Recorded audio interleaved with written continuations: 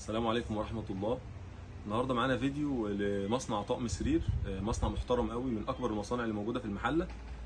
فوق الحلويات بكلمتين شوية هنتفرج عليه النهارده كده واحدة واحدة على تشكيل الميلاد بتاعه. هنفرجكم الاول كده على منظر الاطقم، بس شوف شكل الخدادية. هتيجي بقى كده الموديلات واحدة واحدة كده بالراحة. الفيديو ده رايق قوي النهارده يا جماعة، العرايس اللي بتحب تشكيل الميلاد اللي هو السيمبل والبسيط، وبيبقوا عايزين قماشات عمريه ومقاسات كبيره. القماشات اللي احنا هنشوف فيها النهارده دي قماشات العمريه الاصليه. طبعا الراجل ده بيعمل قماشاته تجهيز العمريه، شغل ما شاء الله، اعلى قماشات تشوفيها موجوده في مصر كلها. غير ان المقاسات بتاعته 240 في 270، مقاس الملايه 240 في 270، مقاس خداديه 45 في 160، مقاس كيس مخده 45 في 160، مقاس خداديه 55 في 75. يعني اكبر مقاسات لتشكيل الميلاد السرير النهارده. خلينا نبص بقى على التشكيل كده واحده واحده كده. نبدا من هنا، يلا سريعا كده، وبعدين هنقف على موديل بالوانه بالاشكال بتاعته، وهنفرد لكم منه ان شاء الله التشكيل.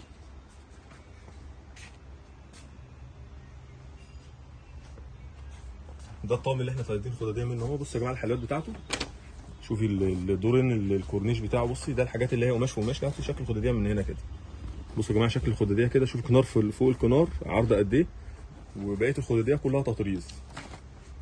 يعني منظر خداديه ما شاء الله. الناس اللي بتحب الشغل بقى اللي هو الرايق والشغل المخدوم والمتكلف. بص على المنظر البوستر كده. طبعا الالوانه كلها موجوده، هنفرد دلوقتي الالوان وهنشوف كل حاجه على الطبيعه. احنا مصورين لكم الشغل على الطبيعه زي ما احنا شايفين كده.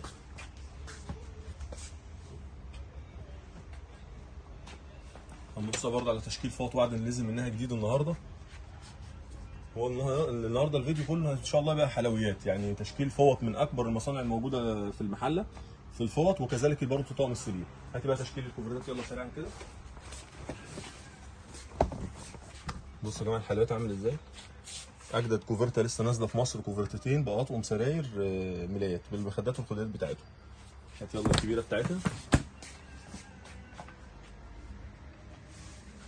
الناس اللي عايزه تشوف تشكيل طقم سرير وتعرف يعني ايه طقم سرير حلو ومحترم تتفرج على الفيديو ده. الناس اللي دايما بتشقى وتتعب عشان تشوف حاجات كويسه في دماغها بس ما بتلاقيهاش في المحلات، اتفرج على الفيديو ده وتابعيني.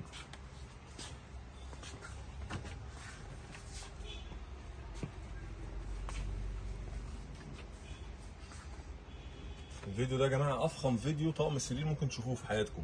تشكيل اطقم سرير حاجه مميزه قوي، لان القماشه بتاعته قماشه تعميريه اصليه والمقاسات كبيره ما شاء الله، غير الشغل بقى مخدوم ومتكلف. الناس اللي اللي بتسال على دايما لكم سراير الشنط متوفره اهي وموجوده.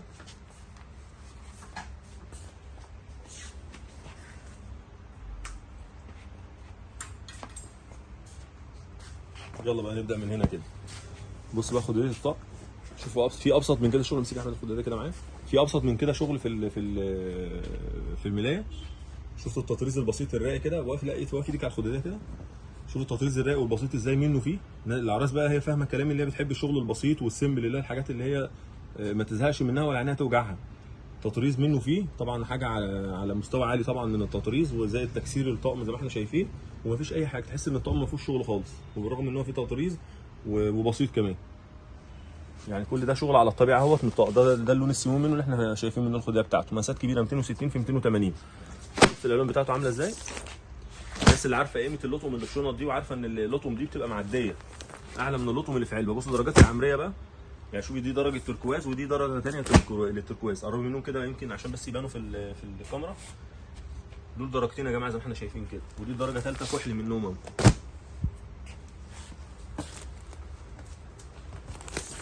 شايفين الدرجه دي 3 4 درجات بس في اللون. خلينا بقى نبص على الرسمه الثانيه. شفتوا الحلويات يا جماعه. شفتوا يا جماعه الشغل عامل ازاي والبساطه عامله ازاي. شغل على مستوى عالي. العروسه اللي بتحب الحاجات السيمبل والبسيطه قوي، الراجل بصراحه عامل لكم اطقم سراير يعني لو قعدت 50 سنه مش هتزهقي منها، لان التطريز عمره ما بيقدم. التطريز اللي هو البسيط، والناس اللي فاهمه كلامي ومهات العروسه اللي بتدور على حاجات شغلها رايق وبسيط منه فيه، ولا يبص في الغسيل ولا يتبهدل ولا انت تزهقي منه. شوفوا الخداديه كلها شغل، وكنار الملايه كذلك برده كنار عريض. هات الرسمه على البوستر كده. شوفوا كنار عريض. بصوا الخداديه كلها شغل اهيت على الطبيعه اهيت. هنا برده شوفوا كنار الملايه عريض، دورين في الكنار فوق بعض وفي وسطهم تكسير. يعني حاجه متكلفه قوي. هات الخداديه برضه تحت الطقم ده تاني كده، وهات البوستر بتاع احمد ورولي. شفت البوستر على الطبيعه عامل ازاي؟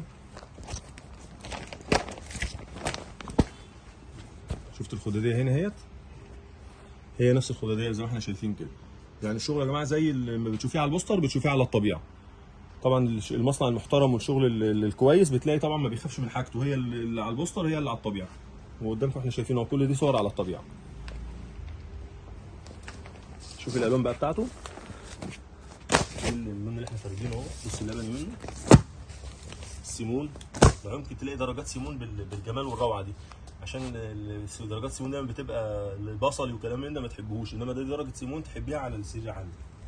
وده درجه الكشمير او الرز الغامق، وده الاصفر، وده الكشمير، وده السكري، وده الكحلي. يلا نخش على غيره. شفت الرسمه الروعه دي برضو، كلها شغل على ميه بيضاء. كل الرسومات الرايقه الجميله دي ان شاء الله موجوده معانا. العراس اللي نورتنا النهارده طبعا خدت منها، والشغل الجديد ما شاء الله من على الباب والله، يعني ما شاء الله الشغل ده من على الباب بيتباع منه. شوف السيمون منه اهو، وده الاصفر، وده السكري، وده الكافيه. ده درجه دي البيج، لان في كافيه منه اهو. وده الكحلي نفس اللون اللي على البوستر، روعه. العرايس اللي بتنورنا يا جماعه خدوا من الكحلي ده، اي عروسه تنورنا وتشرفنا خدوا من الكحلي، والدرجات الجديده الجميله دي بتبقى تحفه في الفرش. طبعا عندنا البتنجاني، عندنا البترولي، عندنا الكشمير الغامق، عندنا الزيتوني، كل الدرجات، عندنا الاسود، عندنا البني، كل الدرجات اللي هي الغامقه ان شاء الله كلها متوفره وموجوده معانا. يلا نخش على الموديلات اللي في العلب. بصوا الدرجات عامله ازاي. اللي ما خدش شطه مسيرانه من الشنط ده يا جماعه ما خدش. احلى تشكيل واعلى تشكيل في الميلة السرير في المصنع ده. ده مصنع محترم طبعا، ومصنع عالي، مقاسات 260 في 280، خامات بركال عمريه. مصنع بيعمل شغله بايديه وعارف شغله طبعا، وبيكلفه وبيخدمه عشان اسمه.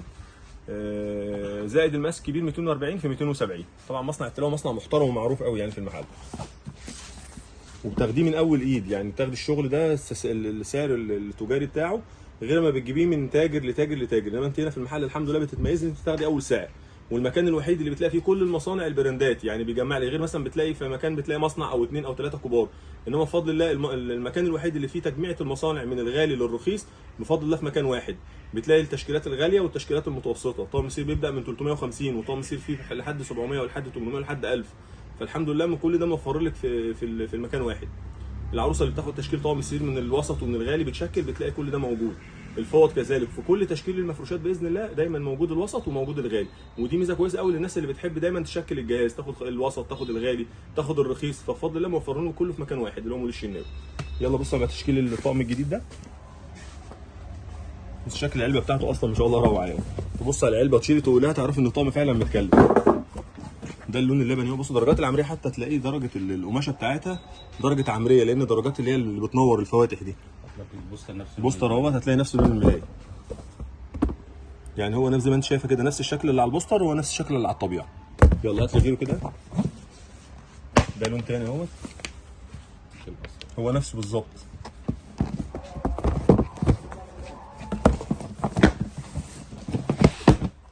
دي درجه الكحل اهي. ده لون الملايه الكحلي اللي هو الغامق، واللبني ده اللي هو الكنار من تحت، من الخداديه ومن كنار الملايه. طبعا كنار عريض زي ما احنا شايفين كده. يلا غيره.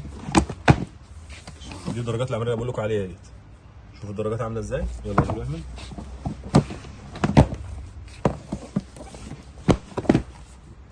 شفتوا بقى السيمون بتاعه تحفه. الملايه لما بتتفرش يا جماعه على الطبيعه ما شاء الله احلى من الصوره بكتير. يلا هات غيره. وده الزيتون اهوت. قبل ما نطلع على الموديل تاني من حلاوته، احنا عايزين نبص على موديل يعني ملايتين 3 لونين 3 عشان نشوف الموديلات الباقيه، لان عندنا موديلات كتير. بصي بقى الروعه دي تحفه لسه نازله. لا قربي من الطقم كده وقربي تفاصيله كده، طقم ما يتعداش من عليه، يعني نقعد نتصور جنبه. ده طبعا اجدد الرسومات اللي نازله من مصنع التلاوي. يا اختها يا هناها اللي تاخد طقم من مجموعه شركه التلاوي دي، تاخد طقم واحد بس كده في الجهاز ده. بص الالوان بتاعته بقى على الطبيعه، شوف علبته اصلا متكلفه وطقم ما شاء الله يعني متكلف. ده اللون البني منه، وده اللون الاصفر. بس بقى اللون الاصفر مش الاصفر اللي هو يزغللك عينك، لا درجه اصفر مش ما شاء الله رايقه، ومهديها كمان التطريز والشغل بتاعه. درجه لون الكناري كده، مخليها لك درجه رايقه كده، اللي هو الكناري اللي مدي على كناري مش اصفر. ده الزيتوني منه اهو. شفتوا يا جماعه الموديلات الالوان عامله ازاي؟ يلا نبص على غيره. العروسه اللي بتحب الشغل البسيط والرايق وتابعوا الفيديو ده هتتبسطوا منه قوي.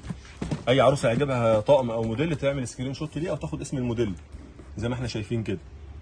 العروسه بقى اللي بتحب الشغل البسيط، بصوا المنظر على الطبيعه عامل ازاي. شوف الشغل في الطقم هنا مش باين، يعني قربي منه كده عشان تبان الصوره احنا شايفينها هنا عشان قدام عينينا.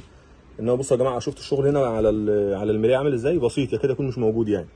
وطبعا كنار عريض ومتكسر واخد كنار الملايه كله، والخداديه كلها برده نفس الشغل. هتبقى على الطبيعه كده. شوف اللون بقى عامل ازاي، اللون بلونه، لون الملايه بلون التطريز.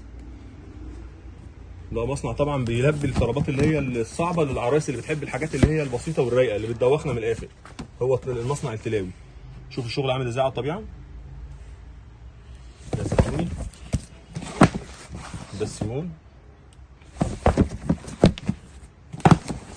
ده الابيض،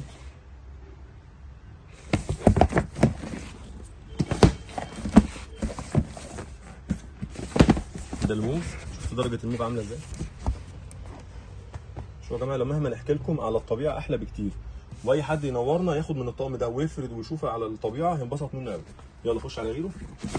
شوف بقى طقم الحكايه ده بقى، بص الكنار بتاعه، شوف الكنار قد ايه، واخد الكنار كله فوق كنار الخداديه، غير طبعا ان الخداديه بصوا يا جماعه لسان الخداديه عامل ازاي عشان الخداديه ما تبانش. شفتوا الطقم لسان عريض مدخل الخداديه كلها جوه عشان مهما تعملي. بصوا ماسك الخداديه على الطبيعه عامل ازاي. دي خداديات فايبر يا جماعه من الكبيره من الجاهزه، الخداديه عايمه فيها. بصوا كنار الخداديه اصلا عامل ازاي، يعني لو جبت خداديه اكبر من دي شوفي مش هتجيبي لها حجم خداديه ياخد الخداديه بتاعه القماش. يعني شوف الخداديه الفايبر عايمه فيها من كبر مقاس الخداديه عندنا. شفت المنظر عامل ازاي. بصي على الطبيعه بقى كده الملايه زي ما احنا شايفين كده. شوف الشغل من تحت والتكسير بتاع الملايه، التطريز اللي احنا شايفينه كنار فوق الملايه والتطريز فوق كمان. يعني كل العرض اللي احنا شايفينه ده مالي الملايه كلها من اولها لاخرها. طبعا مش هتخيلوا طبعا الحاجات دي لما بتتفرش زي الخداديه برضو. الخداديه احنا شفناها كناره اهيت فوق كنار الملايه، والتكسير والتطريزه اللي في نص الخداديه واخده برضو، تحس ان واخده الخداديه كلها. هنا برضو واخده الملايه كلها، تحس ان هو طقم ملكي. الطقم ده ما شاء الله تحفه. خدوا يا جماعه سكرينات للموديلات اللي احنا هنشوفها دي، واللي يعجبكم منها خدوا الاسم الموديل او سكرين للصوره. شوف دي الوان اهيت، دي درجه ثانيه للمنت. ده الكافيه، ده الكافيه الفاتح بقى عشان احنا شفنا البنيات. ده كافيه فاتح اهو. بصوا يا جماعه طقم روعه. مهما نحكي لكم والله مش متخيلين شكل الملايه ودرجه اللون بتاعها على الطبيعه. القطن دي يا جماعه قطن سراير من الحاجات العاليه من المصانع الكبيره، مش دي اللي ب 300 و400. قطن السراير دي بتبدا من 600 وانت طالعه 600 و700 و800 كمان، لان قطن سراير متكلفه. مصنع محترم اللي عايز قماشه نظيفه وحاجاتكم مميزه ما بيبصش العدد، ياخد من المصنع ده وهو مطمن. طقم السرير بيعيش بال 50 سنه. يلا خش على غيره. شفت الحلويات بقى، شفت اجدد موديلات. بص الخداديه بتاعته على الطبيعه. شفت الخداديه احنا شفناها في الصوره، بص على الطبيعه عامله ازاي. بص يا جماعه شفت الشغل وجماله. بص هنا التطريز منه فيه كده ومالي الخداديه، ولا تلاقي تطريزه زياده ولا فتله زياده ولا الكلام ده. بص الشكل على الطبيعه عامل ازاي. هي الخداديه هي الخداديه. وجمال القماشه بقى، الناس اللي بتحب القماشات اللي هي القطن المليانه بقى العمريه بتاع زمان، اللي بتحب التيل اللي هو بيقول لك دايما عايزين التيل اللي هو بتاع العمريه اهو. يعني حط التطريز وجمال التطريز والبساطه اللي فيه في جنب، وتكلمي عن الخامه والمقاس في جنب تاني لوحده. طقم من اول حاجه لاصغر حاجه ما شاء الله متكلف. ناس بتخدم شغلها وبتجيب دايما شغل عالي وجبيراتها مطرزه، ولسه هنفرجكم على الجبيرات بتاعت الطقم ده دلوقتي. مصنع بيعمل جبيرات لنفسه ودايما بيجيب اعلى الجبيرات واتقل الجبيرات اللي موجوده في السوق، ما تلاقيهاش الا في المصنع ده. ده الزيتوني منه، ده الروز، شفتوا درجه الروز بقى وجمالها.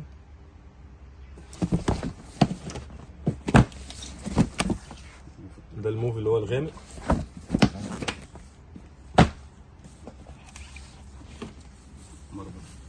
درجه الماربل اللي بيقول عليها بيبقى موف غامق شويه. وده اللبني، بس منور ازاي. يلا غيره. وده الموف الفاتح اهو، يبقى معاكي ده ومعاكي ده. بصوا الدرجتين جنب بعض اهوت، الموف الفاتح والموف الغامق. تعالي بقى معانا كده اختاري وانت بتختاري. يلا نخش على غيره. تعالي من هنا. هاتي ده. بص الشياكه بقى. شوفوا الجوبرات لسه بقول لكم عليها بقى، الجوبرات المتكلفه. مصنع بيعمل جوبراته لنفسه، ما تلاقيش جوبرات زي دي عند في مصنع تاني. بصوا يا جماعه ولله الحمد، الجوبرات كلها مستورده وخامات مميزه قوي. بصوا خامه الجوبر على الطبيعه عامله ازاي. شفتوا يا جماعه؟ شفتوا البساطه والرقه بتاعت الشغل. شوفوا كنار الرافيه بتاعت الملايه عامله ازاي. بصوا الرافيه قد ايه. بص كده جوه عامله ازاي. شوفوا لسان الخداديه اللي داخل جوه. الحاجات يا جماعه دي مش سهله، مش اي مصنع يهتم بالتفاصيل دي.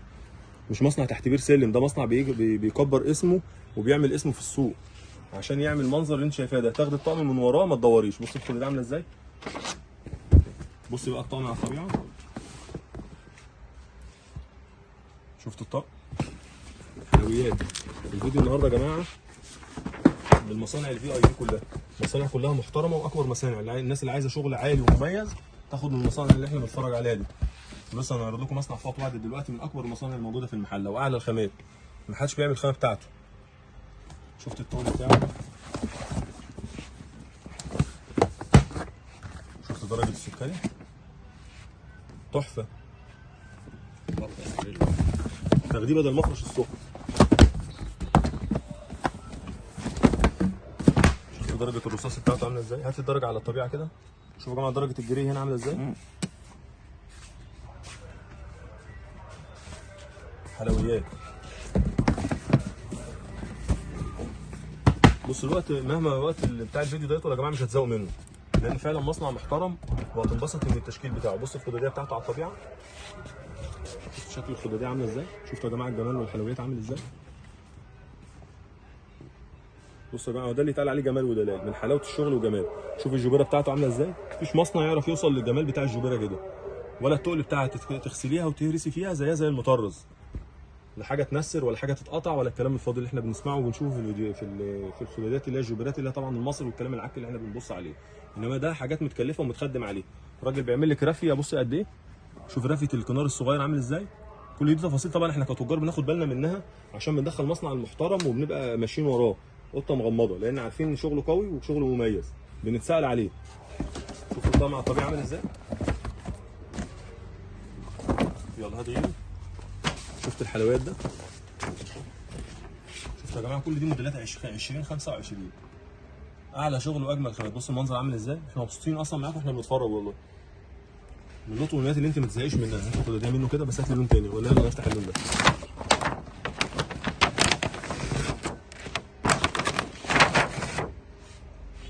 شوفوا بقى الخداديه على الطبيعه. بصوا احنا بنفرد اهو من الشغل اللي قدامنا على طول. بصوا يا جماعه المنظر.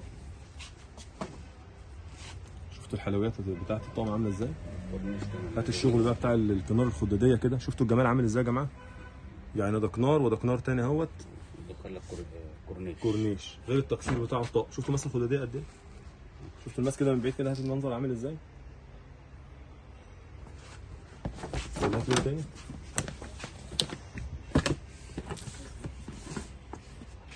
لون البوستر نفس لون الملاية. ده الزيتوني منه وده الجري.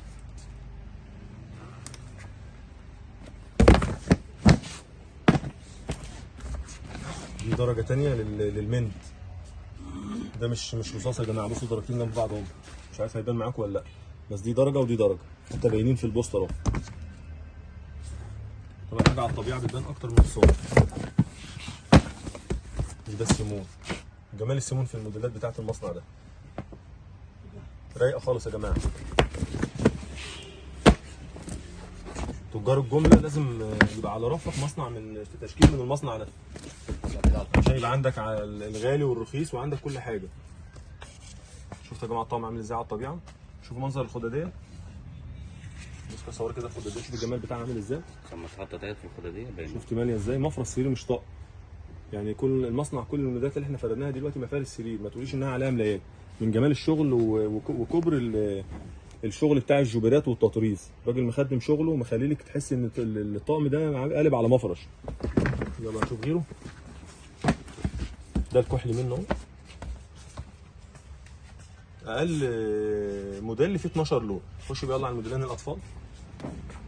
بص النهارده مدخلين لك موديل شبابي، طبعا احنا عندنا التشكيل بتاعه كامل، عندنا اكتر من 50 موديل. النهارده دخل اجدد موديلين عاملينهم موديل شبابي، وجالنا موديل النهارده رسومات اطفال. هنبص عليهم برده واحده واحده. شايفات الشغل والبساطه بتاعتها عامله ازاي؟ يعني باجي اعمل لك تشكيل ملايات اطفال زي الكبير بالظبط. الناس اللي بتحب تفرش تطريز وشغل كبير على سرير الاطفال.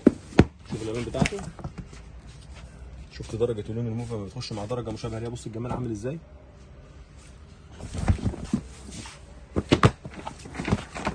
شفت الحلويات ده بقى نفس البوستر ده، حلويات تحفه المصنع اللي احنا بنشوفه ده يا جماعه. طبعا عندنا اكتر من 60 مصنع براندات لاكبر المصانع اللي موجوده في المحل. اكبر شغل واعلى شغل هتلاقيه موجود عندنا بفضل الله. عرفت درجه الحمص كده. ده اللبني منه اهو، وده اللون الطوبي. شفت درجه الطوبي بتاعته تحفه تحفه يا جماعه. تتفرش بس كده منظر على السرير تقلب في الاوضه. هاتي بقى الموديل الثاني اللي هو رسمه الاطفال ده. شفت الجمال يا جماعه؟ بص المنظر عامل ازاي، تحف ما شاء الله. ودي الخداديه بتاعتها على الطبيعه يعني. شوفوا يا جماعه الطقم عامل ازاي. شفت الشغل الخامه يا جماعه في حته ثانيه. يعني احنا بنتكلم الخامه في حته ثانيه خالص، مش هتحسي بيها لما تيجي تمسكي الخامه كده عندنا. بص المنظر عامل ازاي. شفت خامه القطن وجمالها، درجه اللون صافي اصلا ما توجعش عينيك. وده الشغل زي ما احنا شايفينه، شغل متخدم ومتكلف عليه. الراجل بيصرف يا جماعه عشان يطلع لك طقم بالمنظر الجميل اللي احنا شايفينه ده. بص الخداديه من ورا عامله ازاي. شفت ماس الخداديه. يلا ورينا لونها.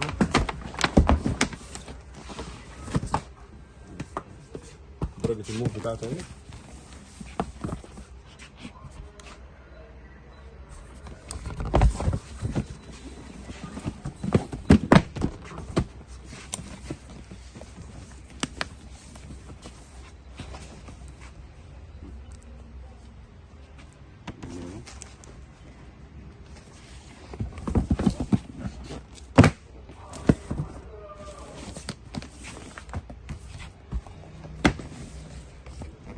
التفاصيل عامله ازاي معاكي.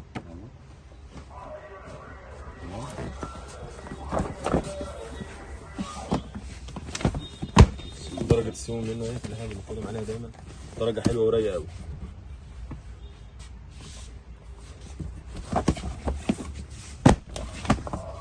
شفت درجة البطيخ بتاعه، ده اللي هو البيج منه. نبقى نبص على الكام موديل دول كمان يا جماعة. بصوا المنظر ده، الناس اللي بتحب اللي هي الميلات بتاعته مشجرة. شوفوا المنظر عامل ازاي. تشكيل النهارده المصنع واحد يا جماعة. شوفوا الموديل ده، الموديل الرايق ده طبعا منجد. شوف المنظر بتاعه على الطبيعه تحفه. شوف اخر موديل معانا.